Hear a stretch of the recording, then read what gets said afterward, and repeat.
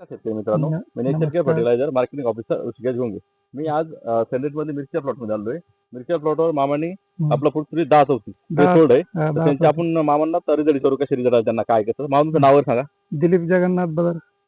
कुठले राहणार? गणेशपूर. गणेशपूर. हा. तालुका जाफराबाद. जिल्हा जालना.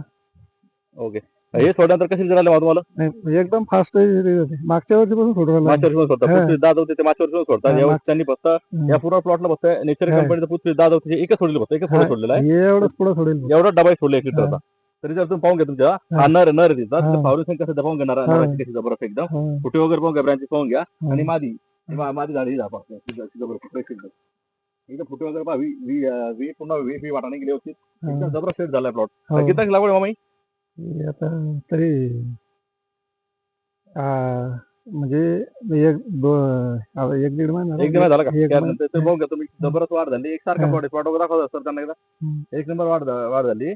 त्याने पुढची 1034 पुढची 1034 हा गेट सोडा. हा पॉलिफॉस्फेट ग्रुप आहे आपला. 10% नायट्रोजन, 34% फॉस्फरस. पॉलिफॉस्फेट ग्रुप आहे. पॉलिफॉस्फेट ग्रुप म्हणजे कसा, हा जसा पिकाला गरज आहे तसा लागतो, तसा काम करतो. जमीन स्थिर होत नाही.